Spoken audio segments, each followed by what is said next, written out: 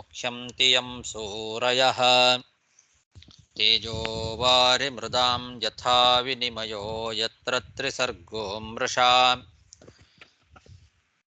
धाम्ना स्वेन सदा निरस्तकुहकं सत्यं परं धीमहि सृष्टिस्थित्यप्येहा नियतिदृशितमो बन्धमोक्षाश्च यस्मात् अस्य श्रीब्रह्मरुद्रप्रभृतिसुरनरद्वेष शत्रुत्मकस्य विष्णोर्व्यस्ताः समस्ताः सकलगुणनिधिः सर्वदोषव्यपेतः पूर्णानन्दो व्ययो यो गुरुरपि परमः चिन्तयेतं महान्तम् यं प्रव्रजन्तमनुपेतमपेतकृत्यं द्वैपायनो विरहकातर आजुहाव पुत्रेति तन्मयतया तरवोऽपि नेदुः तं सर्वभूतहृदयं मुनिमानतोऽस्मि श्रीगुरुभ्यो नमः हरिः ಓಂ ಶ್ರೀಮದ್ಭಾಗವತದ ಪಂಚಮ ಸ್ಕಂಧ ಮೊದಲನೇ ಅಧ್ಯಾಯದಲ್ಲಿ ಇವತ್ತು 6ನೇ ಪದ್ಯ. ಯರ್ಹಿ ವಾವಸ ರಾಜಪುತ್ರಃ ಪ್ರಿಯವ್ರತಃ ಪರಮಭಾಗವತೋ ನಾರದಸ್ಯ ಚರಣೋಪಸೇವಯ ಅಂಜಸಾ ಅವಗತ ಪರಮಾರ್ಥಸತ್ತತ್ವೋ ಬ್ರಹ್ಮಸತ್ರೇಣ ದೀಕ್ಷಿಷ್ಯಮಾಣೋ ಅವನಿತಳ ಪರಿಪಾಲನಾಯ ಆಮ್ನಾತ ಪ್ರವರಗುಣ ಗಣೈಕಾಂತಭಾಜನತಯ ಸ್ವಪಿತ್ರೋಪಾಮಂತ್ರಿತೋ ಭಗವತಿ ವಾಸುದೇವೇ ಏವ ಅವ್ಯವಧಾನ ಸಮಾಧಿಯೋಗೇನ ಸಮಾವೇಶಿತ ಸಕಲಕಾರಕ ಕ್ರಿಯಾಕಲಾಪೋ ನೈವಾಭ್ಯನಂದತೆ ಯದಪಿ ತದಪ್ರತ್ಯಾಮ್ನಾತವ್ಯಂ ತದಧಿಕರಣ ಆತ್ಮನೋ ಅನ್ಯಸ್ಮಾದಸತೋ ಯದಾ ಪರಾಭವಂ ಅನ್ವೀಕ್ಷಮಾಣಃ.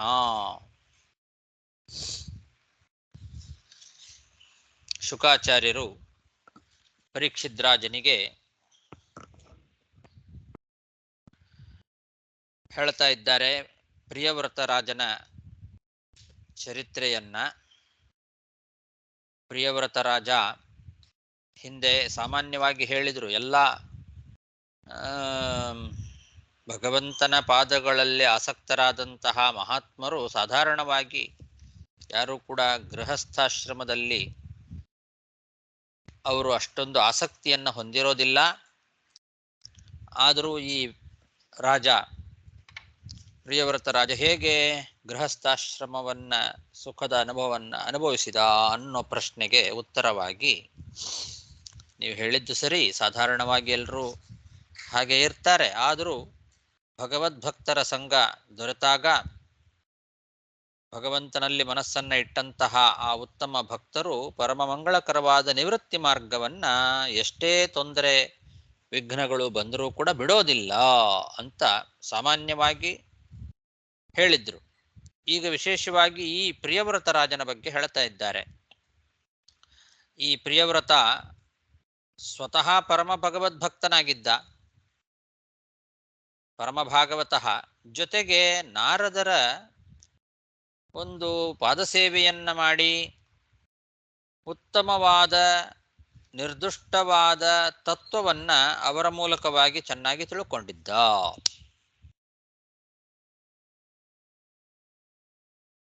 ಪರಮಭಾಗವತಃ ಪ್ರಿಯವ್ರತಃ ನಾರದಸ್ಯ ಚರಣೋಪಸೇವಯ, ನಾರದರ ಪಾದಗಳನ್ನ ಸೇವೆ ಮಾಡಿದ್ರಿಂದ ಅವನಿಗೆ ಉತ್ತಮವಾದ ಜ್ಞಾನವೂ ಬಂದಿತ್ತು ಅಂತ ಹೇಳ್ತಾ ಇದ್ದಾರೆ. ನಾರದ ಮಹರ್ಷಿಗಳು ಪ್ರಿಯವ್ರತರಾಜನಿಗೆ ಗುರುಗಳು. ಗುರುಸೇವೆಯ ಶುಶ್ರೂಷಯ ವಿದ್ಯಾ ಅಂತ ಶಾಸ್ತ್ರ ಹೇಳ್ತದೆ. ವಿದ್ಯೆ ಬರಬೇಕಾಗಿದ್ರೆ ಗುರುಗಳ ಶುಶ್ರೂಷೆ ಮಾಡಬೇಕು, ಗುರುಗಳ ಸೇವೆಯನ್ನ ಮಾಡಬೇಕು. ಅದನ್ನ ಇಲ್ಲಿ ಪ್ರಿಯವ್ರತ ರಾಜ ಮಾಡಿದ್ದ ಅಂತ. ನಾರದಸ್ಯ ಚರಣೋಪಸೇವಯ, ನಾರದರ ಚರಣಗಳ ಉಪಸೇವ, ನಾರದರ ಪಾದಸೇವ. ಆ ಪಾದಸೇವೆಯನ್ನ ಮಾಡಿ ಅಂಜಸ ಅವಗತ ಪರಮಾರ್ಥ ಸತ್ತತ್ವ, ಅಂಜಸ ಅಂತ ಚೆನ್ನಾಗಿ ಆ ಪರಮಾರ್ಥ ತತ್ವವನ್ನು ತಿಳ್ಕೊಂಡಿದ್ದ ಅಂತ. ಯಾವ ಒಂದು ನಿರ್ದಿಷ್ಟವಾದ ತತ್ವ ಇದೆ ಅದು ಪರಮಾರ್ಥ ತತ್ವ. ಅಂತಹ ಉತ್ತಮವಾದ ತತ್ವವನ್ನ ನಾರದರ ಮೂಲಕವಾಗಿ ತಿಳ್ಕೊಂಡಿದ್ದ. ಬ್ರಹ್ಮಸತ್ರೇಣ ದೀಕ್ಷಿಷ್ಯಮಾಣ, ಅವನು ಈ ತತ್ವವನ್ನ ತಿಳ್ಕೊಂಡ ಕೂಡಲೇ ಅವನು ಸನ್ಯಾಸಿ ಆಗಬೇಕು ಅಂತ ಹೊರಟು ಬಿಟ್ಟನಂತೆ. ಯಾರು ಭಗವತ್ ತತ್ವವನ್ನ ಚೆನ್ನಾಗಿ ತಿಳ್ಕೊಳ್ತಾರೋ ಅವರಿಗೆ ವೈರಾಗ್ಯ ಬರ್ತದೆ, ಸಂಸಾರದಿಂದ ವಿರಕ್ತರಾಗ್ತಾರೆ. ಹಾಗಾಗಿ ಇವನು ಕೂಡ ನಾರದರ ಉಪದೇಶವನ್ನು ಪಡೆದ ನಂತರದಲ್ಲಿ ಬ್ರಹ್ಮಸತ್ರೇಣ ದೀಕ್ಷಿಷ್ಯಮಾಣ. ಬ್ರಹ್ಮಸತ್ರ ಅಂತಂದ್ರೆ ಸನ್ಯಾಸ ಅಂತ ಅರ್ಥ. ಬ್ರಹ್ಮಸತ್ರೇಣ ದೀಕ್ಷಿಷ್ಯಮಾಣ ಅಂದ್ರೆ ಸನ್ಯಾಸ ದೀಕ್ಷೆಯನ್ನ ಪಡೀಬೇಕು ಅಂತ ಹೊರಟ. ಆದರೆ ಅವನಿತಳ ಪರಿಪಾಲನಾಯ ಆಮ್ನಾತ ಪ್ರವರ ಗುಣ ಗಣೈಕಾಂತ ಭಾಜನತೆಯ ಸ್ವಪಿತ್ರೋಪಾಮಂತ್ರಿತ. ತನ್ನ ತಂದೆ ಸ್ವಯಂಭುವ ಮನು ಏನಿದ್ದಾನೆ ಅವನು ತಡದ್ನಂತೆ. ಸನ್ಯಾಸಾಶ್ರಮವನ್ನ ಸ್ವೀಕಾರ ಮಾಡಲಿಕ್ಕೆ ಹೊರಟಂತಹ ಪ್ರಿಯವ್ರತ ರಾಜನನ್ನ ತಡೆದು ಹೇಳ್ತಾನೆ, ಈಗ ಅವನಿತಳ ಪರಿಪಾಲನ, ಈ ಭೂಮಿಯ ರಕ್ಷಣೆ,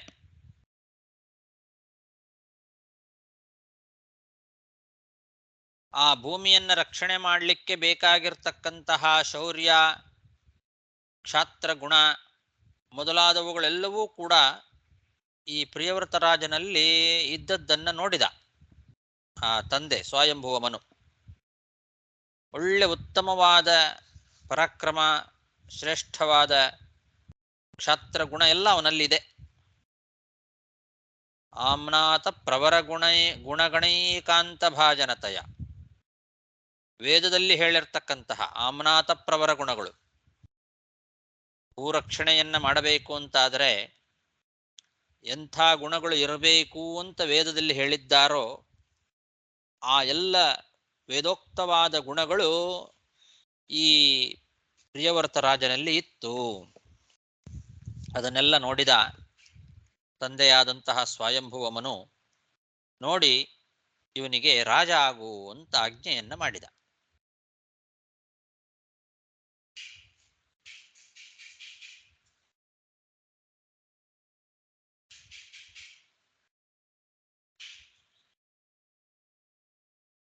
ತಂದೆಯಾದಂತಹ ಸ್ವಯಂಭುವ ಮನು ಇವನಲ್ಲಿ ರಾಜ್ಯಭಾರವನ್ನ ಮಾಡತಕ್ಕಂತಹ ಒಂದು ಸಾಮರ್ಥ್ಯ ಇದೆ, ಅದಕ್ಕೆ ಬೇಕಾಗಿರ್ತಕ್ಕಂತಹ ಎಲ್ಲ ಗುಣಗಳು ಕೂಡ ಇವನಲ್ಲಿ ಇದೆ ಅನ್ನೋದನ್ನ ಚೆನ್ನಾಗಿ ತಿಳಿದು ಇವನಿಗೆ ರಾಜ್ಯಭಾರ ಮಾಡಲಿಕ್ಕೆ ಆದೇಶ ಮಾಡಿದ. ನೀನು ರಾಜನಾಗು ಅಂತ ಪ್ರಿಯವ್ರತನಿಗೆ ಈ ತಂದೆಯಾದ ಸ್ವಯಂಭುವ ಮನು ಆಜ್ಞೆ ಮಾಡಿದರೆ, ಇವನೇನು ಮಾಡಿದ ಪ್ರಿಯವ್ರತ ಅಂದ್ರೆ ಅವನಿಗೆ ಅದು ಮನಸ್ಸಿರಲಿಲ್ಲ. ಅವನು ಸನ್ಯಾಸಿ ಆಗಬೇಕು ಅಂತ ಹೊರಟವನು. ಯಾಕೆ ಅಂದ್ರೆ ಭಗವತಿ ವಾಸುದೇವೇ ಏವ ಅವ್ಯವಧಾನ ಸಮಾಧಿಯೋಗೇನ ಸಮಾವೇಶಿತ ಸಕಲ ಕಾರಕ ಕ್ರಿಯಾಕಲಾಪ. ಈ ಪ್ರಿಯವ್ರತ ತನ್ನ ಎಲ್ಲಾ ಇಂದ್ರಿಯಗಳ ಜ್ಞಾನ ಕರ್ಮ ರೂಪವಾದ ಎಲ್ಲ ಕ್ರಿಯೆಗಳನ್ನು ಕೂಡ ಭಗವಂತನಾದ ವಾಸುದೇವನಲ್ಲೇ ಅರ್ಪಣೆ ಮಾಡಿಬಿಟ್ಟಿದ್ದ. ಅವನ ಪ್ರತಿಯೊಂದು ಕ್ರಿಯೆಗಳು ಕೂಡ ಭಗವತ್ ಪೂಜಾ ರೂಪವಾಗಿಯೇ ಇತ್ತು. ಪ್ರತಿಯೊಂದು ಕರ್ಮಗಳನ್ನ ಕೂಡ ಭಗವಂತನಿಗೆ ಸಮರ್ಪಣೆ ಮಾಡಿದ್ದ ಈ ಪ್ರಿಯವ್ರತ. ಭಗವತಿ ವಾಸುದೇವೇ ಏವ ಅವ್ಯವಧಾನ ಸಮಾಧಿ ಯೋಗೇನ. ಅವ್ಯವಧಾನ ಸಮಾಧಿ ಯೋಗ ಅಂದರೆ ಪೂರ್ಣವಾಗಿ ಭಗವಂತನಿಗೆ ಸಮರ್ಪಣೆ ಮಾಡೋದು. ಎಲ್ಲವನ್ನೂ ಕೂಡ. ಅಪ್ರತಿಬದ್ಧವಾದ ಸಮಾಧಿ ಯೋಗ. ಸಮಾಧಿ ಯೋಗ ಅಂದ್ರೆ ಮನಸ್ಸನ್ನ ಪೂರ್ಣವಾಗಿ ಭಗವಂತನಲ್ಲೇ ಇಡೋದು. ಯಾವ ಕೆಲಸಗಳನ್ನ ಮಾಡಿದ್ರು, ಏನು ವಿಚಾರ ಮಾಡಿದ್ರು ಕೂಡ ಪ್ರತಿಯೊಂದನ್ನು ಭಗವತ್ಪರವಾಗಿಯೇ ಮಾಡ್ತಿದ್ದ. ಅದರಲ್ಲಿ ವ್ಯವಧಾನ ಇರಲಿಲ್ಲ, ಅದರಲ್ಲಿ ಯಾವುದೇ ರೀತಿಯಾದ ತಡೆ ಇರಲಿಲ್ಲ ಅಂತ ಅರ್ಥ. ಅವ್ಯವಧಾನ ಸಮಾಧಿ ಯೋಗ ಅಂದ್ರೆ ಹಾಗೆ ನಿರಂತರವಾಗಿ ಮನಸ್ಸನ್ನ ಭಗವಂತನ ಕಡೆಗೆ ನಿಲ್ಲಿಸುವಿಕೆ. ಹಾಗೆ ಇತ್ತು ಒಂದು ಮನಸ್ಸು, ಯಾವಾಗಲೂ ಭಗವಂತನ ಕಡೆಗೇನೇ ಇತ್ತು ಮನಸ್ಸು. ಏನೇ ಕೆಲಸಗಳನ್ನ ಮಾಡಿದರೂ ಕೂಡ ಪ್ರತಿಯೊಂದನ್ನು ಭಗವಂತನ ಪ್ರೀತ್ಯರ್ಥವಾಗಿ ಮಾಡ್ತಿದ್ದ, ಭಗವಂತನಿಗೆ ಸಮರ್ಪಣೆ ಮಾಡ್ತಾ ಇದ್ದ. ಹಾಗರ್ಥ. ಸಕಲ ಕಾರಕ ಕ್ರಿಯಾಕಲಾಪ. ಸಕಲ ಕಾರಕಗಳು ಅಂದ್ರೆ ತಾನು ಮಾಡುವ ಪ್ರತಿಯೊಂದು ಕೆಲಸಗಳು ಕೂಡ ಇಂದ್ರಿಯಗಳಿಂದ ಮಾಡುವ ಕ್ರಿಯಾಕಲಾಪ. ಎಲ್ಲಾ ಇಂದ್ರಿಯಗಳಿಂದಲೂ ಮಾಡತಕ್ಕಂತಹ ಸಕಲ ಕ್ರಿಯೆಗಳು ಕೂಡ ಜ್ಞಾನ ರೂಪವಾದ ಕ್ರಿಯೆಗಳು, ಕರ್ಮಗಳು. ಪ್ರತಿಯೊಂದನ್ನು ತನ್ನ ಜ್ಞಾನವನ್ನು ಪೂರ್ಣವಾಗಿ ಭಗವಂತನಲ್ಲಿ ಇಟ್ಟಿದ್ದ, ತನ್ನ ಎಲ್ಲ ಇಂದ್ರಿಯಗಳನ್ನು ಕೂಡ ಪೂರ್ಣವಾಗಿ ಭಗವಂತನ ಪರವಾಗಿಯೇ ಅವುಗಳನ್ನ ಮಾಡ್ತಾ ಇದ್ದ. ಹೀಗಿರೋದ್ರಿಂದ ಅಂತ ಅವ್ಯವಧಾನ ಸಮಾಧಿ ಯೋಗೇನ ಸಮಾವೇಶಿತ ಸಕಲಕಾರಕ ಕ್ರಿಯಾಕಲಾಪ. ಆದ್ದರಿಂದ ನೈವಾಭ್ಯನಂದತೆ, ಅವನು ಒಪ್ಪುಕೊಳ್ಳಿಲ್ಲಂತೆ. ತಂದೆ ಸ್ವಯಂಭುವ ಮನು ರಾಜ ಆಗು ನೀನು ಅಂತ ಆಜ್ಞೆ ಮಾಡಿದರೆ ಅದನ್ನ, ಆ ಆಜ್ಞೆಯನ್ನ ಇವನು ಶಿರಸಾವಹಿಸ್ಲಿಲ್ಲ. ಬೇಡ, ನಾನು ರಾಜನಾಗೋದಿಲ್ಲ, ಸನ್ಯಾಸಿ ಆಗ್ತೇನೆ ಅಂತ ಹೊರಟ. ನ ಅಭ್ಯನಂದತೆ.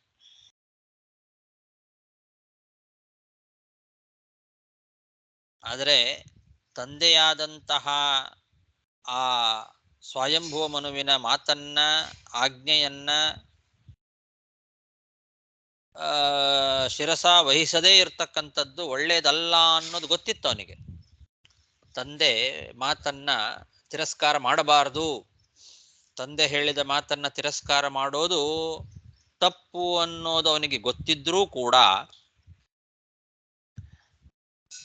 ಯಾಕೆ ಅವನು ಈ ತಂದೆ ಮಾತನ್ನು ಒಪ್ಪಿಕೊಳ್ಳಿಲ್ಲ ಅಂದ್ರೆ, ರಾಜ್ಯಭಾರ ಮಾಡಲಿಕ್ಕೆ ಪ್ರಾರಂಭ ಮಾಡಿದರೆ, ತಂದೆ ಹೇಳಿದಂತೆ ರಾಜನಾಗಿ ರಾಜ್ಯಭಾರದ ಜವಾಬ್ದಾರಿಯನ್ನ ವಹಿಸಿಕೊಂಡು ರಾಜ್ಯ ಮಾಡಲಿಕ್ಕೆ ರಾಜನಾಗಿ ನಾನು ನಿಂತೆ ಅಂತಾದರೆ ಬೇರೆ ಅಮಂಗಳಕರವಾದ ವಿಷಯ ಭೋಗಗಳನ್ನ ಅನುಭವಿಸಬೇಕಾಗ್ತದೆ. ಆ ಅಮಂಗಳಕರವಾದ ವಿಷಯ ಭೋಗಗಳಿಂದ ಮನಸ್ಸು ಎಲ್ಲಿ ಭಗವಂತನ ಸ್ಮರಣೆಯಿಂದ ವಂಚಿತವಾಗಿ ಬಿಡುತ್ತೋ ಅನ್ನೋ ಭಯ ಅವನಿಗಿತ್ತು. ಯದಪಿ ತದಪ್ರತ್ಯಾಮ್ನಾತವ್ಯಂ ತದಧಿಕರಣೆ ಆತ್ಮನೋ ಅನ್ಯಸ್ಮಾದ್ ಅಸತೋ ಯದಾ ಪರಾಭವಂ ಅನ್ವೀಕ್ಷಮಾಣಃ. ಪರಾಭವಂ ಅನ್ವೀಕ್ಷಮಾಣಃ, ಭಗವಂತನಿಂದ ಮನಸ್ಸು ಎಲ್ಲಿ ವಿಚಲಿತವಾಗಿ ಬಿಡುತ್ತೋ ಅನ್ನೋ ಭಯ, ಆ ಭಯ ಇದ್ದದ್ದರಿಂದ ಅವನು ಇದಕ್ಕೆ ಒಪ್ಪುಕೊಳ್ಳಿಲ್ಲ. ರಾಜನಾಗಿ ಬಿಟ್ರೆ ಎಲ್ಲಿ ನನ್ನ ಮನಸ್ಸು ವಿಷಯ ಪದಾರ್ಥಗಳ ಭೋಗದಿಂದ ಭಗವಂತನ ಸ್ಮರಣೆಯಿಂದ ವಂಚಿತವಾಗಿ ಬಿಡುತ್ತೋ ಅನ್ನೋ ಭಯ ಅವನಿಗಿತ್ತು. ಆ ಕಾರಣದಿಂದ ತಂದೆಯ ಮಾತನ್ನ ಉಲ್ಲಂಘನೆ ಮಾಡೋದು ಅನುಚಿತ ಅಂತ ತಿಳ್ಕೊಂಡಿದ್ರೂ ಕೂಡ ಈ ಭಯಕ್ಕೋಸ್ಕರ ಅವನು ತಂದೆಯ ಮಾತನ್ನ ಶಿರಸ ವಹಿಸಲಿಲ್ಲ. ನೈವ ಅಭ್ಯನಂದತೆ ಅಂತ ತಂದೆ ಹೇಳಿದ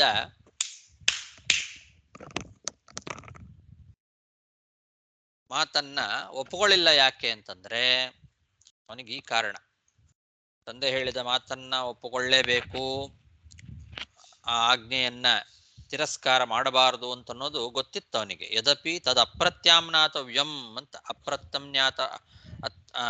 ಅಪ್ರತ್ಯಾಮ್ನಾತವ್ಯ ಯಾವುದು? ತಂದೆಯ ಮಾತು. ತಂದೆಯ ಮಾತನ್ನ ನಡೆಸಲೇಬೇಕು, ಪಿತೃ ಆದೇಶ, ಅದು ಉಲ್ಲಂಘನೆ ಮಾಡೋದಲ್ಲ. ತಂದೆ ಮಾತನ್ನ ಉಲ್ಲಂಘನೆ ಮಾಡಬಾರದು. ಪಿತೃವಚನಂ ಅಪ್ರತ್ಯಾಮ್ನಾತವ್ಯಂ, ತಂದೆಯ ಮಾತನ್ನ ಮೀರಬಾರದು ಅನ್ನೋದು ಗೊತ್ತಿತ್ತು ಅವನಿಗೆ ಅಂತ ಇಟ್ಕೊಳ್ಬೇಕು. ಅದನ್ನ ಅಪ್ರತ್ಯಾಮ್ನಾತವ್ಯಂ ಇತಿ ಜಾನಾತಿ, ತಿಳ್ಕೊಂಡಿದ್ದ. ಆದರೂ ಮನಸ್ಸು ಎಲ್ಲಿ ಭಗವಂತನ ಸ್ಮರಣೆಯಿಂದ ವಿಚಲಿತವಾಗಿ ಬಿಡುತ್ತೋ, ರಾಜ್ಯಭಾರ ಮಾಡುವ ಸಮಯದಲ್ಲಿ ಅಮಂಗಲವಾದ ಅನ್ಯಸ್ಮಾದ್ ವಿಷಯಜಾತಾತ್ ಆತ್ಮನಃ ಮನಸಃ ಪರಾಭವಂ, ಅವನ ಮನಸ್ಸು ಬೇರೆ ಅಮಂಗಲವಾದ ವಿಷಯ ಭೋಗಗಳಿಂದ ಎಲ್ಲಿ ವಿಚಲಿತವಾಗಿ ಬಿಡುತ್ತೋ, ಮನಸ್ಸು ಭಗವಂತನ ಸ್ಮರಣೆಯಿಂದ ಎಲ್ಲಿ ದೂರ ಹೋಗಿ ಬಿಡುತ್ತೋ ಅನ್ನೋ ಭಯ ಇದ್ದದ್ದರಿಂದ ಅವನು ತಂದೆಯ ಮಾತನ್ನು ಕೂಡ ಮೀರಿ ತಾನು ರಾಜ್ಯಭಾರವನ್ನು ಮಾಡೋದನ್ನ ಒಪ್ಪುಕೊಳ್ಳಿಲ್ಲ.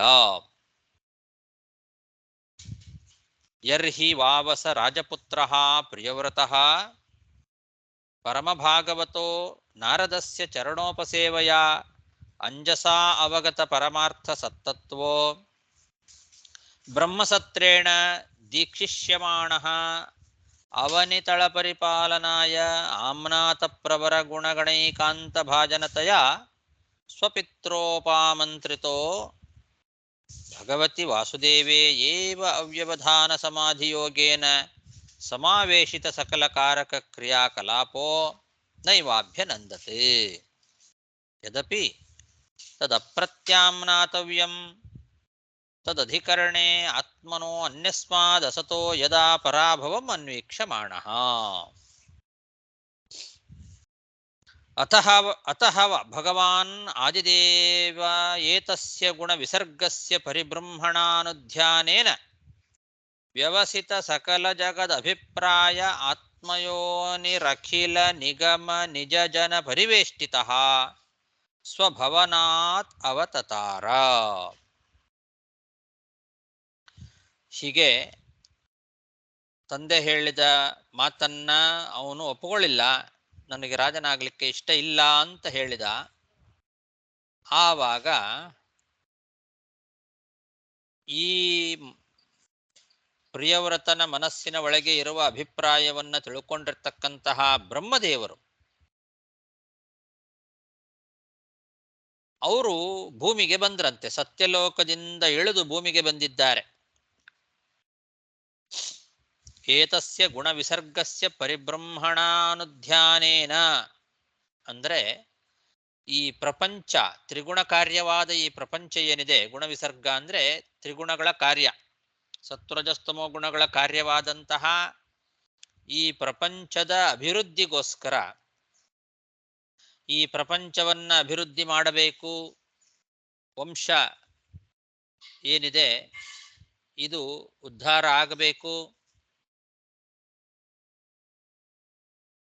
ಸೃಷ್ಟಿ ಕಾರ್ಯ ಮುಂದುವರಿಬೇಕು ಅನ್ನೋದನ್ನ ಆಲೋಚನೆ ಮಾಡ್ತಾ ಎಲ್ಲಾ ಚೇತನರ ಮನಸ್ಸಿನೊಳಗೆ ಏನೇನಿದೆ ಅನ್ನೋದನ್ನ ತಿಳ್ಕೊಂಡಿರ್ತಕ್ಕಂಥವ್ರು ಬ್ರಹ್ಮದೇವರು. ಯಾರ್ಯಾರ ಮನಸ್ಸಿನಲ್ಲಿ ಏನೇನಿದೆ ಅನ್ನೋದನ್ನ ಪೂರ್ಣವಾಗಿ ತಿಳಿದಂಥವರು ಸರ್ವಜ್ಞರಾಗಿರ್ತಕ್ಕಂತಹ ಬ್ರಹ್ಮದೇವರು. ವ್ಯವಸಿತ ಸಕಲ ಜಗದಭಿಪ್ರಾಯ ಅಂತ, ಸಕಲ ಜಗದಭಿಪ್ರಾಯ, ಎಲ್ಲಾ ಜಗತ್ತಿನಲ್ಲಿರುವ ಪ್ರತಿಯೊಬ್ಬ ಜೀವಿಗಳ ಮನಸ್ಸಿನಲ್ಲಿ ಏನೇನಿದೆ, ಯಾರ್ಯಾರು ಏನೇನು ವಿಚಾರ ಮಾಡ್ತಾರೆ, ಯಾರ ಮನಸ್ಸಿನಲ್ಲಿ ಏನಿದೆ ಅನ್ನೋದನ್ನ ಪೂರ್ಣವಾಗಿ ಚೆನ್ನಾಗಿ ತಿಳಿದಂಥವರು ಆ ಬ್ರಹ್ಮದೇವರು. ಆ ಬ್ರಹ್ಮದೇವರು ತಮ್ಮ ಜೊತೆಯಲ್ಲಿ ಮರೀಚಿ ಮೊದಲಾದಂತಹ ಅನೇಕ ಋಷಿಮುನಿಗಳ ಜೊತೆಯಲ್ಲಿ ಬಂದಿದ್ದಾರೆ. ಆ ಎಲ್ಲ ಋಷಿಮುನಿಗಳು ಹೇಗಿದ್ರು ಅಂತಂದ್ರೆ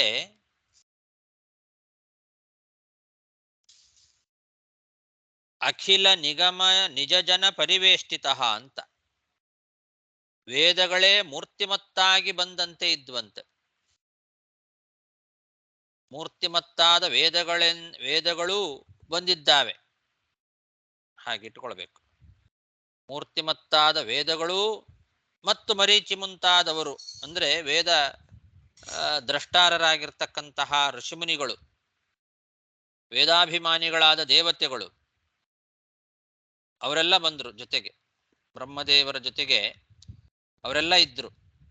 ವೇದಾಭಿಮಾನಿಗಳಾದ ದೇವತೆಗಳು ಅಂದ್ರೆ ಮೂರ್ತಿಮತ್ತಾದ ವೇದಗಳು ಅಂದ್ರೆ ಹಾಗೆ.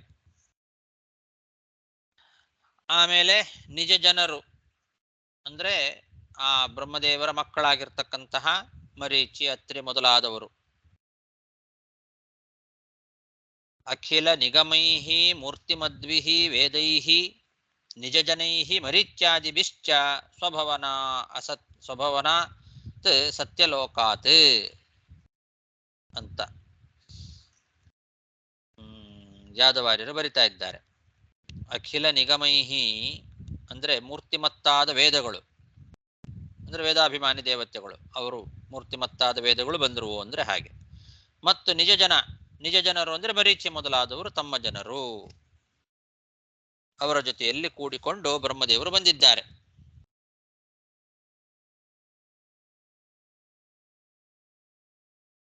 ಅಖಿಲೈಹಿ ಮೂರ್ತಿಮದ್ವಿಹಿ ನಿಗಮೈಹಿ ವೇದಾದಿ ಶಾಸ್ತ್ರೈಹಿ ಮರೀಚ್ಯಾದಿ ನಿಜಗಣೈಶ್ಚ ಪರಿವೃತಃ.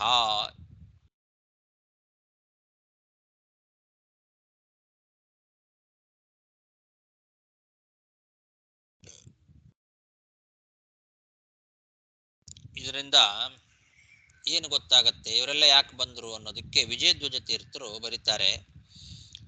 ವೇದಮೂರ್ತಿಗಳೇ ಬಂದಿದ್ದಾರೆ ಮತ್ತು ನಿಜ ಜನರಾದ ಮರೀಚಿ ಮೊದಲಾದವರು ಬಂದಿದ್ದಾರೆ ಅಂತ ಹೇಳಿದ್ರಿಂದ ಇವರೆಲ್ಲ ಬಂದು ಹೇಳಿದ್ರೆ ಈ ಯಾರು ಪ್ರಿಯವ್ರತ ರಾಜ ಕೇಳ್ತಾನೆ. ಯಾಕೆಂದ್ರೆ ತಾನು ಹಿಂದೆ ಹೇಳಿದಂತೆ ಆಮ್ನಾಥ ಪ್ರವರ ಗುಣಗಣೈಕಾಂತ ಭಾಜನತಯ ಅಂತ ಹಿಂದೆ ಹೇಳಿದ್ರಲ್ಲ. ಆಮ್ನಾಥ ವೇದಗಳಲ್ಲಿ ಹೇಳಿದ ಆ ಗುಣಗಳೆಲ್ಲ ಇವನಲ್ಲಿ ಇತ್ತು. ತಾನು ಅಧ್ಯಯನ ಮಾಡಿದ ವೇದ ಏನಿದೆ ಆ ವೇದಗಳೇ ಮೂರ್ತಿಮತ್ತಾಗಿ ಬಂದಾಗ, ಅವರೇ ಹೇಳಿದಾಗ ಒಪ್ಪಿಕೊಳ್ತಾನೆ. ತಾನು ರಾಜನಾಗಬೇಕಾದದ್ದು ವೇದಗಳ ಅಭಿಪ್ರಾಯನೇ ಹೌದು ಅನ್ನೋದು ಅರ್ಥ ಆಗ್ತದೆ ಅವನಿಗೆ. ತಾನು ಅಧ್ಯಯನ ಮಾಡಿದ ವೇದ ಬಂದು ಹೇಳಿದಾಗ ಅವನಿಗೆ ವಿಶ್ವಾಸ ಬರ್ತದೆ. ಆ ವಿಶ್ವಾಸವನ್ನ ಉಂಟು ಮಾಡಲಿಕ್ಕೋಸ್ಕರ ಅನ್ನೋದನ್ನ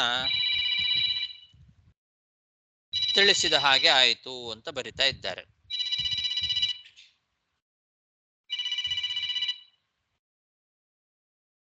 ವೇದಮೂರ್ತಿಗಳೇ ಸಾಕ್ಷಾತ್ತಾಗಿ ಬಂದು ಅವನಿಗೆ ಉಪದೇಶ ಮಾಡಿದ್ರಿಂದ ತಾನು ಅಧ್ಯಯನ ಮಾಡಿದ ವೇದಗಳ ಅಭಿಪ್ರಾಯ ತಾನು ರಾಜನಾಗಬೇಕು ಅಂತನ್ನೋದು ಇದೆ ಅನ್ನೋದರಲ್ಲಿ ವಿಶ್ವಾಸ ಬಂದ ಹಾಗಾಗ್ತದಲ್ಲ. ಆ ವಿಶ್ವಾಸವನ್ನ ಉಂಟು ಮಾಡಲಿಕ್ಕೋಸ್ಕರ ಅನ್ನೋದನ್ನ ಈ ಮೂಲಕವಾಗಿ ತಿಳಿಸಿದ ಹಾಗೆ ಆಯಿತು ಅಂತ ವಿಜಯಧ್ವಜ ತೀರ್ಥರು ಬರಿತಾ ಇದ್ದಾರೆ. ಅಥಃ ಭಗವಾನ್ ಆದಿದೇವ ಏತಸ್ಯ ಗುಣ ವಿಸರ್ಗಸ್ಯ ಪರಿಬ್ರಹ್ಮಣಾನುಧ್ಯಾನೇನ ವ್ಯವಸಿತ ಸಕಲ ಜಗದಭಿಪ್ರಾಯ ಆತ್ಮಯೋನಿಃ ಅಖಿಲ ನಿಗಮ ನಿಜ ಜನ ಪರಿವೇಷ್ಟಿತಃ ಸ್ವಭವನಾತ್ ಅವತತಾರ. ಆತ್ಮಯೋನಿಃ ಅಂತಂದ್ರೆ ಬ್ರಹ್ಮದೇವರು, ಸ್ವಭವನಾತ್ ಅವತತಾರ ಅಂದ್ರೆ ತಮ್ಮ ಮನೆಯಿಂದ ಇಳಿದ್ರು ಅಂತ. ತಮ್ಮ ಮನೆ ಅಂದ್ರೆ ಯಾವುದು? ಸತ್ಯಲೋಕ. ಸತ್ಯಲೋಕದಿಂದ ಕೆಳಗೆ ಇಳಿದು ಬಂದರು.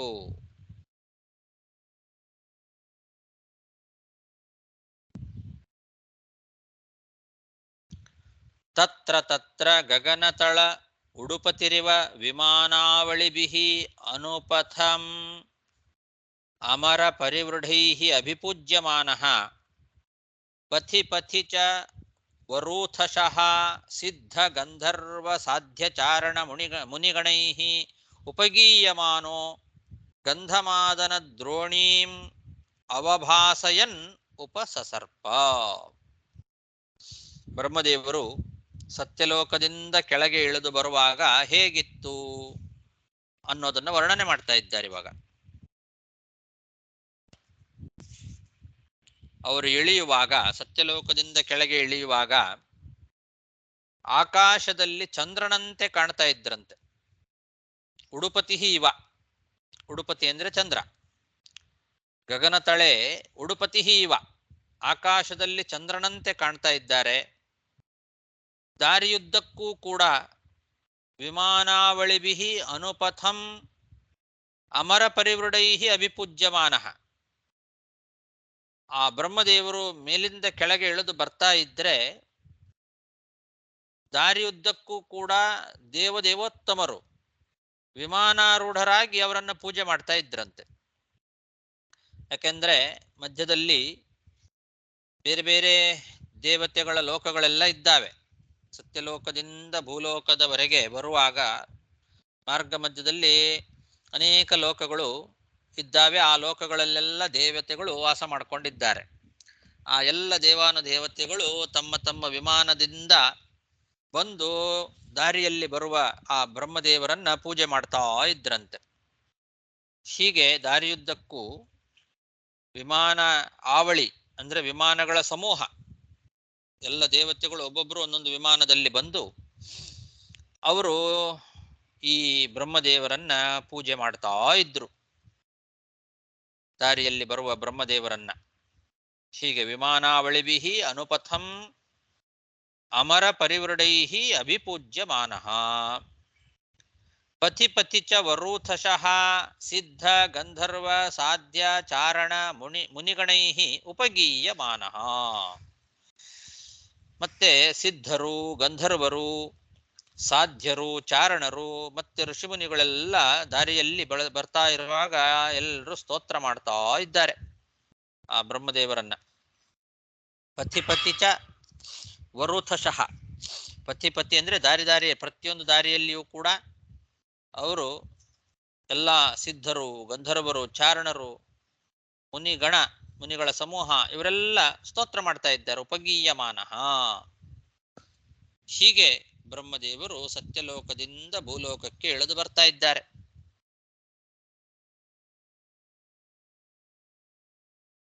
ಪ್ರಿಯವ್ರತ ರಾಜ ನಾರದರ ಜೊತೆಗೆ ಕೂತಿದ್ದ.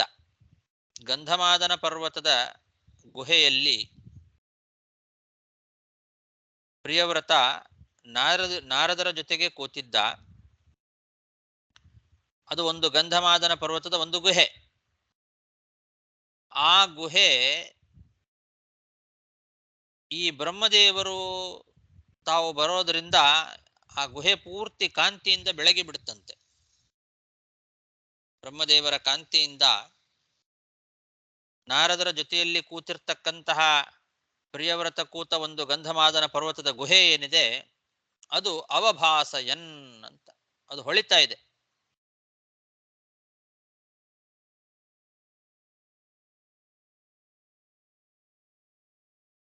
ಜೊತೆಗೆ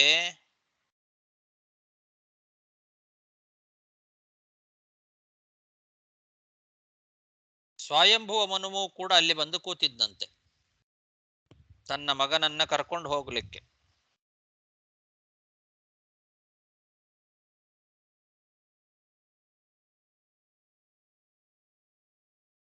ಅಂತಹ ಒಂದು ಗುಹೆ ಇದು ಗಂಧಮಾದನ ಪರ್ವತದ ಗುಹೆ.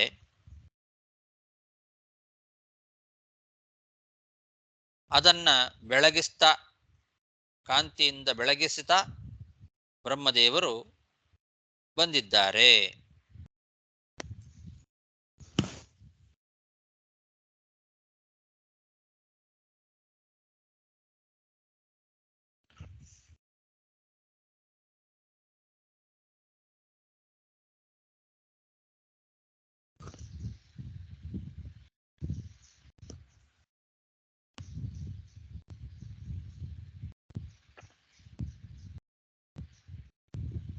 ಅದು ಪ್ರಿಯವ್ರತ ರಾಜ ತಪಸ್ಸು ಮಾಡುವ ಒಂದು ಜಾಗ.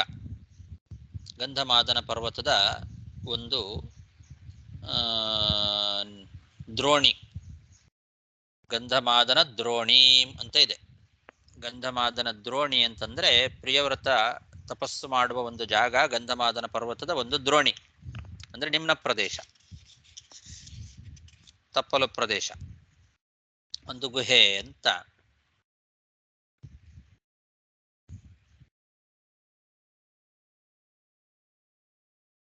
ಅಲ್ಲೇನೆ ಪ್ರಿಯವ್ರತ ರಾಜನಿಗೆ ನಾರದರು ಉಪದೇಶ ಮಾಡಿದ್ದು.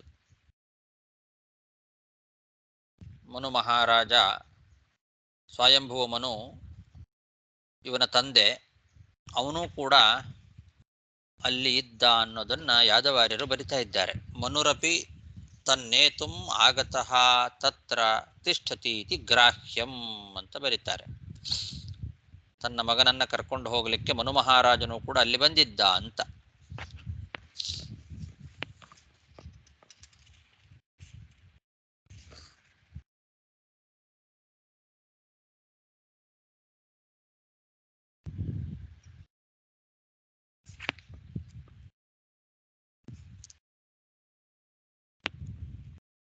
ಇಂತಹ ಒಂದು ಪ್ರದೇಶಕ್ಕೆ ಬ್ರಹ್ಮದೇವರು ಬಂದಿದ್ದಾರೆ. ಅವರು ಬಂದು ಆ ಇಡೀ ಆ ಜಾಗವನ್ನೇ ಬೆಳಗಿಸಿದ್ದಾರೆ. ಅವಭಾಸಯನ್ ಉಪಸಸರ್ಪ.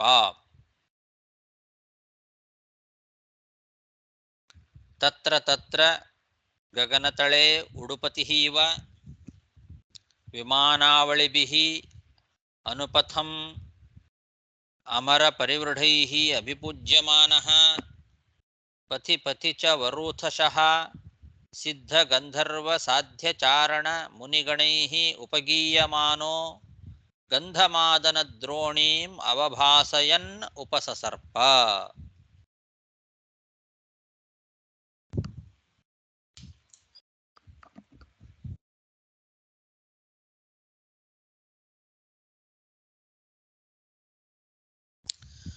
ತತ್ರ ಹವಾಯೇನಂ ದೇವರ್ಷಿಃ ಹಂಸಯಾನೆ ಪಿತರಂ ಭಗವಂತಂ ಹಿರಣ್ಯಗರ್ಭಂ ಉಪಲಭಮಾನಃ ಸಹಸೈವ ಸಹ ಪಿತಾ ಪುತ್ರಾಭ್ಯಾಂ ಅವಹಿತಾಂಜಲಿಃ ಉಪತಸ್ಥೆ.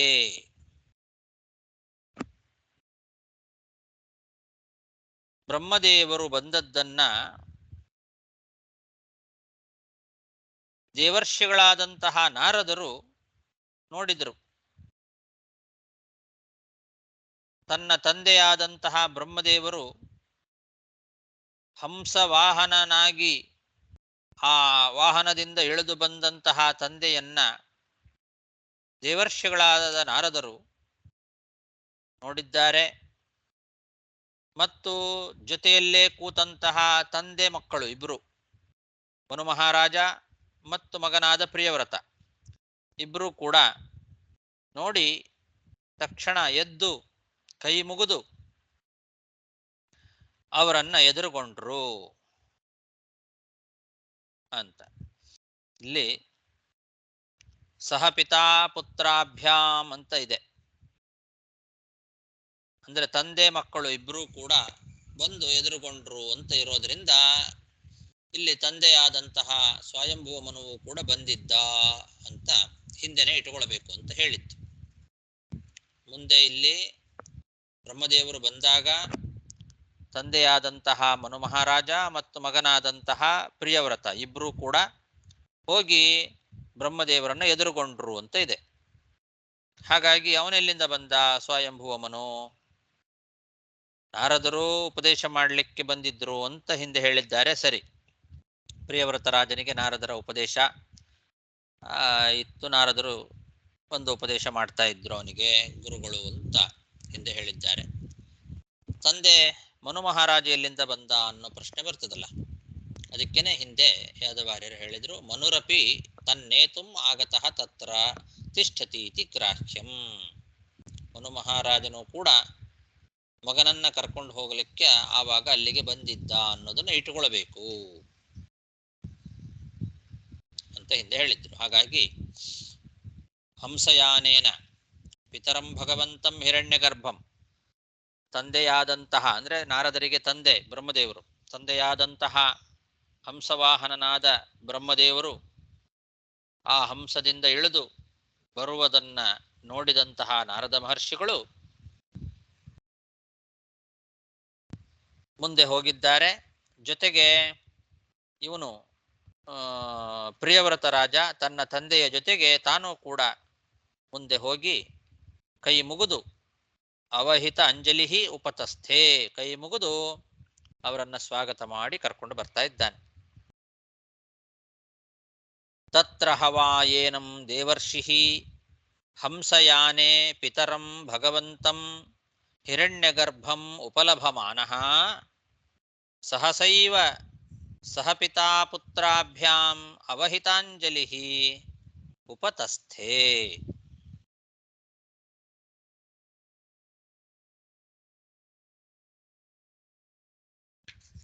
ಭಗವಾನಪಿ ಭಾರತ ತದುಪನೀತಾರ್ಹಣಃ ಸೂಕ್ತವಾಕ್ಯೇನ ನಿತರಾಂ ಉದಿತ ಗುಣಾವತಾರ ಸುವಿಜಯಃ ಪ್ರಿಯವ್ರತಂ ಆದಿಪುರುಷಃ ತಂ ಸದಯ ಹಸಾವಲೋಕ ಇತಿ ಹೋವಾಚ.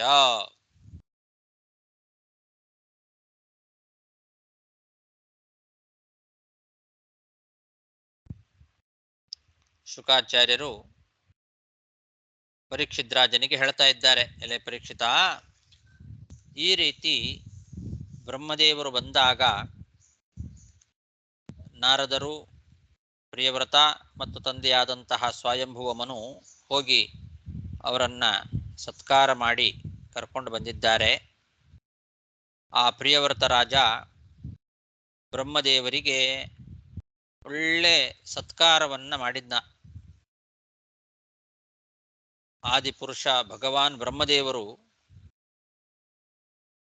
ಬಂದಾಗ ಅವರನ್ನ ಸ್ವಯಂಭುವಮನು ಮತ್ತು ಅವನ ಮಗನಾದಂತಹ ಪ್ರಿಯವ್ರತ ಚೆನ್ನಾಗಿ ಸತ್ಕಾರವನ್ನು ಮಾಡಿದ್ದಾರೆ.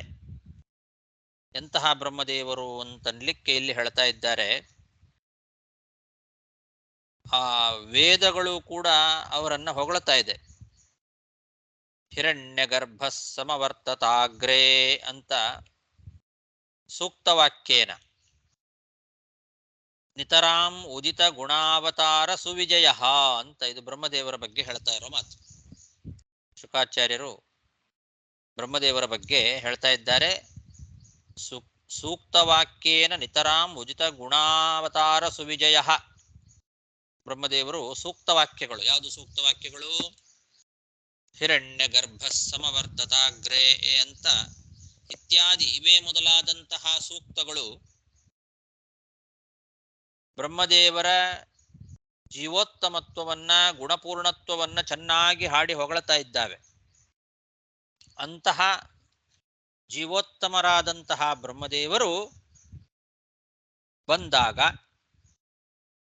ಈ ಪ್ರಿಯವ್ರತ ಮತ್ತು ತಂದೆಯಾದಂತಹ ಮನುಮಹಾರಾಜ ಅವರನ್ನ ಸತ್ಕಾರ ಮಾಡಿದ.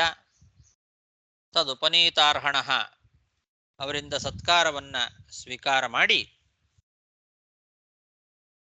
ಆ ಪ್ರಿಯವ್ರತನನ್ನ ಮಂದಹಾಸಪೂರ್ಣವಾದ ನೋಟದಿಂದ ನೋಡಿದರಂತೆ ಬ್ರಹ್ಮದೇವರು. ದಯಾಪೂರ್ಣವಾದ ಮಂದಹಾಸ. ಅವನ ಸತ್ಕಾರವನ್ನ ಸ್ವೀಕಾರ ಮಾಡಿದ ಬ್ರಹ್ಮದೇವರು ಸದಯ ಹಾಸಾವಲೋಕ, ಸದಯ ಹಾಸಾವಲೋಕ, ದಯಾಪೂರ್ಣವಾದ ಮಂದಹಾಸದಿಂದ ಕೂಡಿದ ನೋಟ ಅಂತ ಅರ್ಥ. ಸದಯ ಹಾಸ ಅವಲೋಕ, ದಯೆಯಿಂದ ಕೂಡಿದ. ಸದಯ ಹಾಸ ಅಂದ್ರೆ ಮಂದಹಾಸ, ಅವಲೋಕ ಅಂದ್ರೆ ನೋಟ. ಹೀಗೆ ದಯಾಪೂರ್ಣವಾದ ಮಂದಹಾಸದಿಂದ ಕೂಡಿದ ನೋಟವನ್ನ ಆ ಪ್ರಿಯವ್ರತನ ಮೇಲೆ ಬೀರ್ತಾ ಹ ಉವಾಚ, ಮುಂದೆ ಹೇಳುವ ಮಾತನ್ನ ಹೇಳಿದರು, ಉಪದೇಶ ಮಾಡಿದರು. ಬ್ರಹ್ಮದೇವರು ಅವನಿಗೆ ಮುಂದೆ ಹೇಳುವ ಮಾತನ್ನ ಹೇಳಿದರು ಅಂತ. ಭಗವಾನಪಿ ಭಾರತ ತದುಪನೀತಾರ್ಹಣ ಸೂಕ್ತವಾಕ್ಯೇನ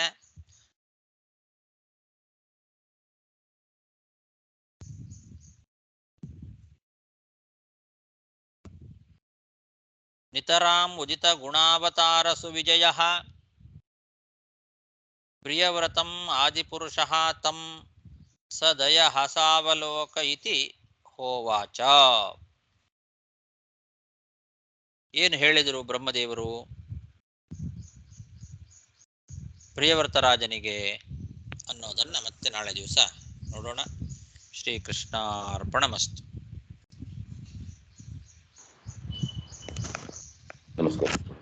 ನಮಸ್ಕಾರ.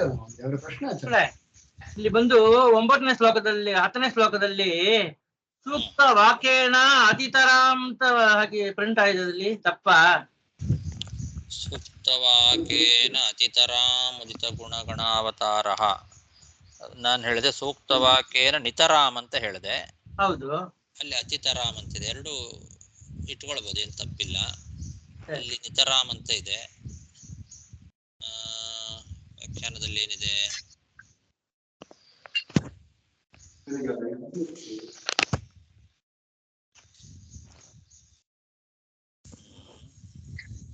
ಸೂಕ್ತವಾಕೇನ ಅತಿತರಾಮ್ ಅತಿಶಯ. ಅತಿತರಾಮ್ ಅಂತ ಯಾದವಾರ್ಯರು ತಗೊಂಡಿದ್ದಾರೆ.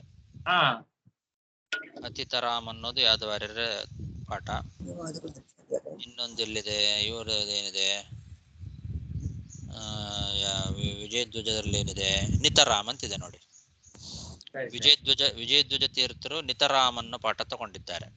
ಹಾ, ಪ್ರಿಯವಾಕ್ಯೇನವ ನಿತರಾಮ್ ಅತಿಶಯೇನ ಉದಿತೌ. ನಿತರಾಮ್ ಅನ್ನೋದನ್ನು ತಗೊಂಡು ಅತಿಶಯೇನ ಅಂತ ಅದಕ್ಕೆ ವ್ಯಾಖ್ಯಾನ ಮಾಡ್ತಾರೆ ಅವರು.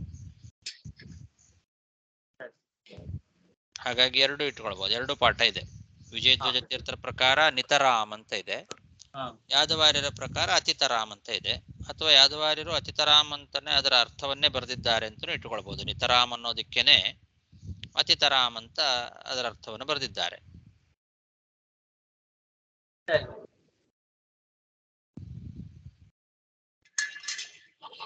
ಸರ್, ಈ ಗದ್ಯ ಬಂದು ಹೆಂಗ್ ಓದೋಕಾಗ್ತಾರೆ? ಈಗ ಬಂದು ನೀವು ಈ ಶ್ಲೋಕ ತಗೊಂಡು 6ನೇ ಶ್ಲೋಕ ತಗೊಂಡ್ರೆ ಯರ್ಹಿ ವಾವಸ ರಾಜಪುತ್ರ ಅಲ್ಲಿ ಬಂದು 2 ಕೋಡಿ ಬುಡಿತ, ಅದು ಮುಟ್ಟು ಒಂದು ವಾಕ್ಯವ? ಹಂಗಲ್ಲ, ಅದು ಆ ಪದಗಳನ್ನ ಎಲ್ಲೆಲ್ಲಿ ಹೇಳಬೇಕು ಅಲ್ಲಲ್ಲಿಗೆ ಹೇಳಿದ್ರೆ ಸಾಕು. ಅದನ್ನ ಹಾಗೆ ಇಲ್ಲಿಗೆ ನಿಲ್ಲಿಸ್ಬೇಕು ಅಲ್ಲಿಗೆ ನಿಲ್ಲಿಸ್ಬೇಕು ಅಂತಿಲ್ಲ. ಆ ಪದ ಮುಗಿಯುವಾಗ ಅಲ್ಲಿಗೆ ನಿಲ್ಲಿಸ್ಬೇಕು. ಯರ್ಹಿ ವಾವಸ ರಾಜಪುತ್ರ ಪ್ರಿಯವ್ರತಃ ಪರಮ ಭಾಗವತೋ ನಾರದಸ್ಯ ಅಂತ ಹೀಗೆ ಆ ಪದಗಳ ಎಲ್ಲಿ ಎಂಡ್ ಆಗುತ್ತೋ ಅಲ್ಲಿಗೆ ನಿಲ್ಲಿಸ್ತಾ ಹೋಗ್ಬೇಕು. ರೈಟ್. ಬಟ್ ಆದ್ರೆ ಅಲ್ಲಿ 2 ಗೆರೆ ಆಗಿದ್ದಾರೆ ನೋಡ್ರಿ, ಆ ಶ್ಲೋಕದಲ್ಲಿ 2 ಗೆರೆ ಆಗಿದ್ದಾರೆ. ಅದು ಬಂದು ಅಲ್ಲಿ ಆ ವಾಕ್ಯಲ್ಲಿ ಮುಡಿತಾ, ಅದು ಎಲ್ಲವೇ ಒಂದೇ ಪ್ಯಾರ ಅಂತ ತಗೊಂಡ್ಬೇಕಂತ. ನೈವಾಪ್ಯ ನಂದತೆ, ರೈಟ್? ಅಲ್ಲಿ ಎರಡು ಗೆರೆ. ನೈವಾಭ್ಯನಂದತ ಅಲ್ಲಿವರೆಗೂ ಒಂದು ವಾಕ್ಯ, ಒಂದು ವಾಕ್ಯ, ರೈಟ್? ಒಂದು ಗದ್ಯ, ರೈಟ್? ಆಮೇಲೆ ಅಲ್ಲಿ ತಗೊಂಡ ಎದಪಿಲಿ ಬಂದು ಎಲ್ಲಿ ಮುಡಿತಾ ಹಂಗೆ ಅಂದ್ರೆ ಅದು 8ನೇ ಶ್ಲೋಕದಲ್ಲಿ ಮುಡಿತಾ, ಅದು ಮುಟ್ಟು ಒಂದು ಗದ್ಯವಾಗ. ಇಲ್ಲ, ಯದಪಿ ಅನ್ನೋದು ಅನ್ವೀಕ್ಷಮಾಣ ಅಲ್ಲಿಗೆ ಮುಗಿಯತ್ತೆ. ಇಲ್ಲಿ ಅಲ್ಲಿ ಬಿದ್ದು ಹಾಕಲ್ವಾದ್ರೆ ನೀವು ನೋಡಿದ್ರೆ 8ನೇ ಶ್ಲೋಕದಿಂದ ಹಾಕಿದ್ದಾರೆ ಅದನ್ನ. ಏನು? 2 ಗೀಟು ಎಲ್ಲಿ ಬರ್ತಾ ಇಲ್ಲಿ ನಿಮಗೆ ಬರ್ಲ ಮುಡಿಲೇವಲ್ಲಿ ಎಲ್ಲಿ ಮುಡಿಯುತ್ತೆ? ಪರಾಭವಂ ಅನ್ವೀಕ್ಷಮಾಣ ಅನ್ನೋಲ್ಲಿ 2 ಗೀಟೆ ಇಲ್ವಾ? ಅಲ್ಲೇ ಒಂದೇ ಲೈನ್ ಅದು. ಯದಪಿ ತದಪ್ರತ್ಯಾಮ್ನಾತವ್ಯಂ ತದಧಿಕರಣೆ ಆತ್ಮನೋ ಅನ್ಯಸ್ಮಾದ್ ಅಸತೋ ಯದಾ ಪರಾಭವಂ ಅನ್ವೀಕ್ಷಮಾಣ, ಅಲ್ಲಿಗೆ ಮುಗೀತದು. ಅಲ್ಲಿಗೆ 2 ಗೀಟ್ ಇಲ್ವಾ ನಿಮ್ ಪುಸ್ತಕದಲ್ಲಿ? ಇದೆ 2 ಗೀಟು, 2 ಶ್ಲೋಕ 6 ಹಾಕಿ 2 ಗೀಟ್ ಹಾಕಿದ್ದಾರೆ. ಅಲ್ಲಿಗೆ ಮುಗೀತು. ಮತ್ತೆ ಅಲ್ಲಿಗೆ 6ನೇ ಪದ್ಯ ಮುಗೀತು. ಆಮೇಲೆ 7ನೇದ್ದು ಅಥಃ ಭಗವಾನಾದಿದೇವ ಅನ್ನೋದು 7ನೇದ್ದು. ಅದು ಸ್ವಭವನಾದವತಾರ, ಅಲ್ಲಿಗೆ 7ನೇದ್ದು ಮುಗೀತು. ಆಮೇಲೆ 8ನೇದ್ದು ಅವಭಾಸಯನ್ ಉಪಸರ್ಪ, ಅಲ್ಲಿಗೆ 8ನೇದ್ದು ಮುಗೀತು. 8ನೇ ಶ್ಲೋಕದಲ್ಲಿ ಇವರು ಬಂದು ಪ್ರಕಾಶಿಕಲ್ಲಿ ಸರ್ವತ್ರ ವಾವೇತ್ಯಾದಯೋ ನಿಪಾತಃ, ಅದು ಏನ್ ಕೊಟ್ಟಿದ್ದಾರೆ ಅದಲ್ಲಿ? ಅತ್ರ ಸರ್ವತ್ರ ವಾವ ಇತ್ಯಾದಯಃ ನಿಪಾತಾಃ ಶ್ರದ್ಧಾತಿಶಯ ಜನನಾಯ ಆಸ್ವಾದನಾರ್ಥ ಇತಿ ಜ್ಞಾತವ್ಯಂ. ಇಲ್ಲಿ ವಾ ಅನ್ನೋ ಪದಗಳೆಲ್ಲ ಇದ್ದಾವಲ್ಲ, ಎಲ್ಲಿದೆ? ತತ್ರ ತತ್ರ ಗಗನ ತಲೆ ಉಡುಪತಿ ವ, ಆಮೇಲೆ ಎಲ್ಲಿದೆ ಹಿಂದೆ ಅತಃ ಭಗವಾನ್ ಆದಿದೇವ ಅನ್ನಲ್ಲಿ ಎಲ್ಲ ಕಡೆಗೂ, ಅಲ್ಲಿಂದ ಎಲ್ಲ ಕಡೆಗೂ ಹೇಳ್ತಾ ಬರ್ತಾ ಇದ್ದಾರೆ ಅವರು. ಅದಕ್ಕೂ ಮುಂಚೆ ಯರ್ಹಿ ವಾವ ಅಂತಿದೆ. ವಾವ ಅನ್ನೋ ಪದ ಆಗ್ಲಿ, ಅನ್ನೋ ಪದ ಆಗ್ಲಿ, ಆಮೇಲೆ ಮತ್ತೆಲ್ಲಿ ವಾ ಅನ್ನೋ ಪದಗಳಾಗಲಿ, ಇವೆಲ್ಲ ಬಹಳ ಸಲ ನಿಪಾತಗಳನ್ನು ಮಾಡಿದ್ದಾರೆ. ಇವೆಲ್ಲ ನಿಪಾತಗಳು ಅಂತ ಕರೆಸ್ಕೊಳ್ತಾವೆ. ನಿಪಾತ ಅಂದ್ರೆ ಅದು ವ್ಯಾಕರಣದಲ್ಲಿ ಅದು ಒಂದು ಪಾರಿಭಾಷಿಕ ಶಬ್ದ, ನಿಪಾತ ಅಂತ. ನಿಪಾತ ಏಕ ಜನಾಂಗ ಅಂತ ನಿಪಾತಗಳು ಇವೆಲ್ಲ. ಅವ್ಯಯಗಳು ಅಂತ ಇಟ್ಟುಕೊಳ್ಳಿ. ಅತ್ರ ಇದು ಏನು ಹ ವಾ ಅಂತೆಲ್ಲ ಇವೆಲ್ಲ ಹಿ ಇವೆಲ್ಲ ಅವ್ಯಯಗಳಿದ್ದಾವಲ್ಲ, ಇವುಗಳನ್ನ ನಿಪಾತ ಮಾಡ್ತಾರೆ. ಈ ರೀತಿ ನಿಪಾತಗಳನ್ನ ಅಲ್ಲಲ್ಲೇ ಜಾಸ್ತಿ ಹಾಕಿದಾರಲ್ಲ, ಯಾಕೆ ಇಷ್ಟೊಂದು ಜಾಸ್ತಿ ನಿಪಾತಗಳನ್ನು ಹಾಕಿದ್ದಾರೆ ಅಂದ್ರೆ ಇದೆಲ್ಲ ಶ್ರದ್ಧೆಯನ್ನ ಉಂಟು ಮಾಡಲಿಕ್ಕೆ, ಇದರಲ್ಲಿ ಶ್ರದ್ಧೆ ಬರಲಿ ಅನ್ನೋದಕ್ಕೋಸ್ಕರ, ಸ್ವಲ್ಪ ಆಸ್ವಾದನೆ ಮಾಡ್ಲಿಕ್ಕೋಸ್ಕರ ಹಾಕಿದ್ದಾರೆ. ಅವುಗಳನ್ನೆಲ್ಲ ಹೇಳುವಾಗ ಸ್ವಲ್ಪ ರಾಗಬದ್ಧವಾಗಿ ಚೆನ್ನಾಗಿ ಆಸ್ವಾದನೆ ಮಾಡ್ಕೊಂಡು ಹೇಳ್ರಿ, ಇನ್ನು ನಮಗೆ ಹೆಚ್ಚು ಇಂಟ್ರೆಸ್ಟ್ ಬರುತ್ತೆ ಅದರಲ್ಲಿ ಅಂತ ಅದನ್ನ ಉಂಟು ಮಾಡ್ಲಿಕ್ಕೋಸ್ಕರ, ಒಳ್ಳೆ ಆಸ್ವಾದನೆ ಮಾಡಿ ನಿಮಗೆ ಒಂದು ಸ್ವಲ್ಪ ಆಸಕ್ತಿಯನ್ನು ಹೆಚ್ಚು ಮಾಡ್ಲಿಕ್ಕೋಸ್ಕರ ಆ ಥರ ಎಲ್ಲ ಹೆಚ್ಚು ನಿಪಾತಗಳನ್ನು ಪ್ರಯೋಗ ಮಾಡಿದ್ದಾರೆ ಅಂತ ಬರೆದಿದ್ದಾರೆ.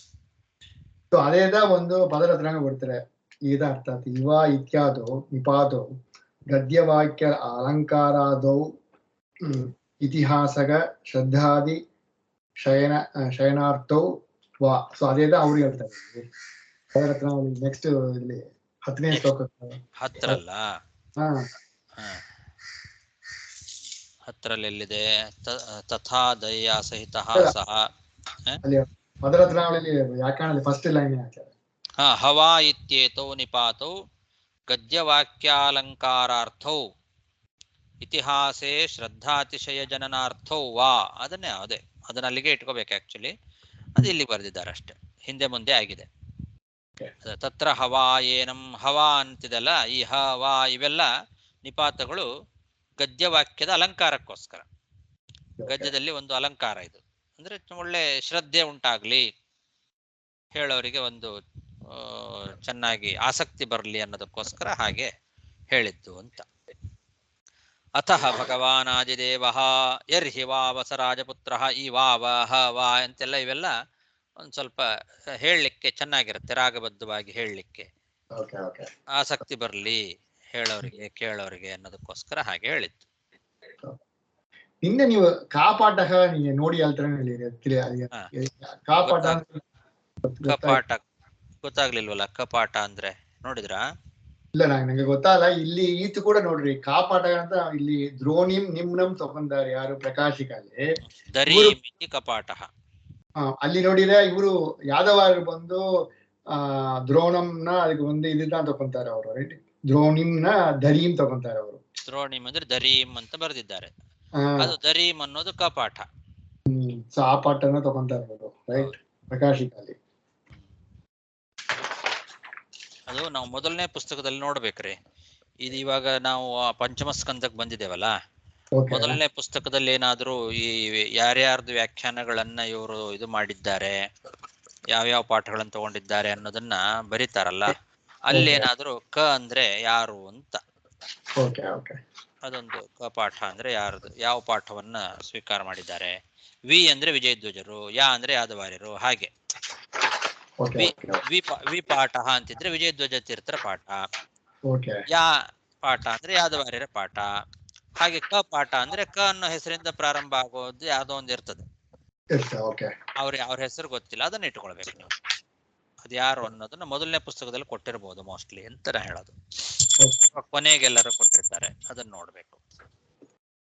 ಇಲ್ಲಿ ಅದು ಉಪನೀತ ಅರ್ಹಣ ಕೊಟ್ಟಿದ್ದಾರಲ್ಲ, ಅಲ್ಲಿ ಏನ್ ಹೇಳ್ತಾರೆ? ಸತ್ಕಾರವನ್ನ ಸ್ವೀಕಾರ ಮಾಡಿದ ಮೇಲೆ ಅಂತ ಅರ್ಥ. ಅರ್ಹಣ, ಅರ್ಹ ಅಂದ್ರೆ ಸತ್ಕಾರ. ಉಪನೀತಾರ್ಹಣ ಸ್ವೀಕಾರ ಮಾಡಿದ ಸತ್ಕಾರವುಳ್ಳವರಾದ. ಇಲ್ಲಿ ಉಪನೀತ ಅಂದ್ರೆ ಮುಂಜಿ ಮಾಡ್ತೇವಲ್ಲ, ಅದಿಲ್ಲ. ಅದಲ್ಲ, ಸ್ವೀಕಾರ ಮಾಡೋದು ಅಂತ ಅರ್ಥ. ಉಪನೀತ ಅಂದ್ರೆ ತಗೊಳ್ಳೋದು, ಸ್ವೀಕಾರ ಮಾಡೋದು. ಅರ್ಹಣ ಉಪನೀತ. ಗಂಧಮಾಲ ಪರ್ವತ ಅಂಬುದು ಮೇಲ್ಬದರಿ ಆಚಾರ. ಇದು ಗಂಧಮಾದನ ಪರ್ವತ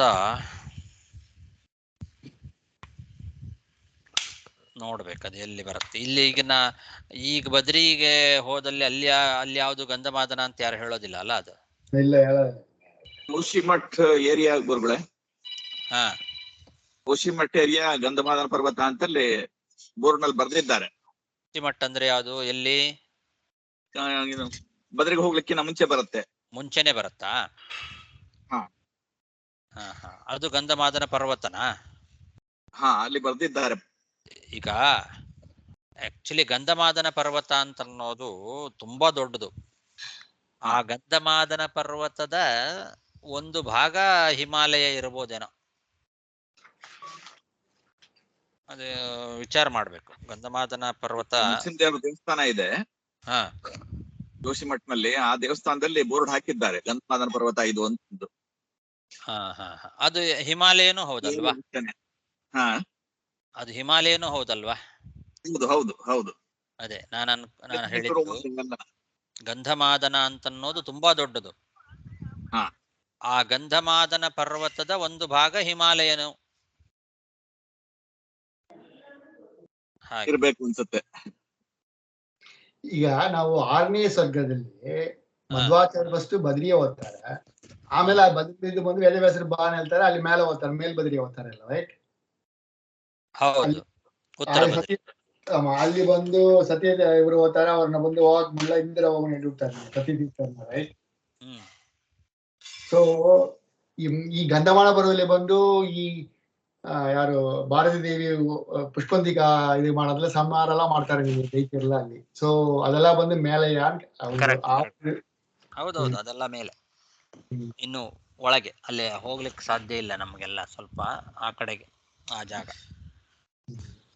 ಅಲ್ಲಿಗೆ ಇವರು ಭೀಮಸೇನ್ ದೇವ್ರು ಹೋಗಿದ್ದು ಕೂಡ ಏನ್ ಜಾಗ ಇದೆಯಲ್ಲ, ಆ ಜಾಗಕ್ಕೆ ನಮಗೆಲ್ಲ ಹೋಗ್ಲಿಕ್ಕೆ ಆಗೋದಿಲ್ಲ. ಅಲ್ಲಿ ಬಂದು ಈ ನಮ್ಮ ಶಂಕರರೇ ಅವ ಬಂದು ಅಲ್ಲಿ ಒಂದು ಕುಬೇರನಿಗೆ ಬಂದು ಕೆಲಸ ಮಾಡ್ತಾ ಕೂತಿದ್ದಾನ. ಆಗ ಬಂದು ಇವ್ರಿಗೆ ಕೊಳ್ತಾರಲ್ಲ ಅವ್ರು 3 ಪದ್ಮ ಸೇನೆ ಬಂದು ಅಧಿಪತಿಯ ಇದ್ದಾನ ಶಂಕರ. ಮಣಿಮಾನ್ ಹಂಗನೆ ಬರ್ತಲ್ಲಿ, ಮಣಿಮಾನ್ ಬಂದು 3 ಪದ್ಮ ಸೇನೆ ಅಧಿಪತಿಯ ಇದ್ದಾನ ಗಂಧಮಾನ ಪರ್ವದಲ್ಲಿ, ಅಲ್ಲಿ ಕೊಲ್ತಾರೆ. ಸೊ ಆ ಒಂದು ಹಿನ್ನೆಲೆಯನ್ನು ಕೇಳಿದೆ ನಾನು. ಹೌದು, ಅದೇ ಜಾಗ. ಭೀಮಸೇನ ದೇವರು ಮಣಿಮಂತ ಮೊದಲಾದ ಕ್ರೋಧವಶರು ಅವ್ರನ್ನೆಲ್ಲ ಸಂಹಾರ ಮಾಡಿದ ಜಾಗ ಅದು. ರಾಕ್ಷಸರಿಗೆಲ್ಲ ಹೋಗ್ಲಿಕ್ಕೆ ಆಗ್ತಿತ್ತು, ಸಾಧಾರಣ ಮನುಷ್ಯರಿಗೆಲ್ಲ ಹೋಗ್ಲಿಕ್ಕೆ ಆಗ್ತಿರ್ಲಿಲ್ಲ ಆ ಜಾಗ. ಆ ಜಾಗದಲ್ಲಿ ಅವರು ವಾಸ ಮಾಡ್ಕೊಂಡಿದ್ರು ರಾಕ್ಷಸರುಗಳು. ಅವ್ರನ್ನ ಸಂಹಾರ ಮಾಡ್ಲಿಕ್ಕೆ ಅಂತಾನೆ ಹೋಗಿದ್ದು ಭೀಮಸೇನ ದೇವರು. ಅದು ಸೌಗಂಧಿಕಾ ಪುಷ್ಪ ತರೋದೊಂದು ನೆಪ ಅಷ್ಟೆ, ಅವಳಿಗೇನು ಅಪೇಕ್ಷೆ ಇರಲಿಲ್ಲ. ಭಾರತೀ ದೇವಿ ಅವಳು ದ್ರೌಪದಿ ಈ ನೆಪ ಮಾಡಿ ನೀನು ಹೋಗು ಅಲ್ಲಿ, ನನಗೆ ಆ ಪುಷ್ಪ ಬೇಕು ಅಂತ ಸುಮ್ಮನೆ ಒಂದು ನೆಪ ಮಾಡಿ ಕಳಿಸಿದ್ಲು. ಅವಳು ಮನಸ್ಸು ಮಾಡಿದರೆ ಯಾವ ಬೇಕಾದ್ರೆ ಏನು ಬೇಕಾದ್ರೆ ತಗೊಳ್ಬೋದು. ಆ ನೆಪ ಮಾಡಿ ಆ ರಾಕ್ಷಸರನ್ನೆಲ್ಲ ಸಂಹಾರ ಮಾಡಿ ಬಾ ಅನ್ನೋದೇ ಉದ್ದೇಶದಿಂದ ಕಳಿಸಿದ್ದು. ಈ ಭಾಗವತ ಬಂದು ಮಹಾಕಾವ್ಯಲ್ಲಿ ಬರ್ತಾ ಇದೆ. ಈ ಗದ್ಯ ಮತ್ತು ಶ್ಲೋಕ ಪರ್ವ ಬರೋದು ಬಂದು ಅದು ಮಹಾಕಾವ್ಯರ ಲಕ್ಷಣ ಒಂದು ತೋರಿಸ್ತಾರೆ. ಈಗ ಗದ್ಯದಲ್ಲಿ ಬರುತ್ತಾ ಇದೆ. ಈಗ ಭಾಗವತ ಮಹಾಕಾವ್ಯನ್ನು ಮೀರಿಸಿ ಇರೋದದು. ಇದೆಲ್ಲ ಸುಮ್ಮನೆ ಕವಿಗಳು, ಸಾಧಾರಣ ಕವಿಗಳು ಮಾಡುವಂತಹ ಕಾವ್ಯಗಳ ಲಕ್ಷಣ ಅವೆಲ್ಲ. ಕಾವ್ಯ, ಮಹಾಕಾವ್ಯ, ಖಂಡಕಾವ್ಯ, ಇದರಲ್ಲಿ ಭಾಗವತದಲ್ಲಿ ಎಲ್ಲಾನು ಇದೆ.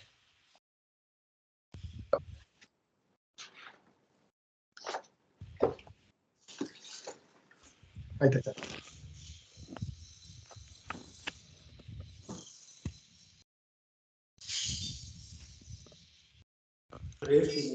ಹರೇ ನಮಃ. ಶ್ರೀ ಕೃಷ್ಣ ಅರ್ಪಣಮಸ್ತು. ಹರೇ ನಮಃ. ಹರೇ ನಮಃ. ಹರೇ ನಮಃ. ಧನ್ಯವಾದಗಳು ಆಚಾರ್ಯ.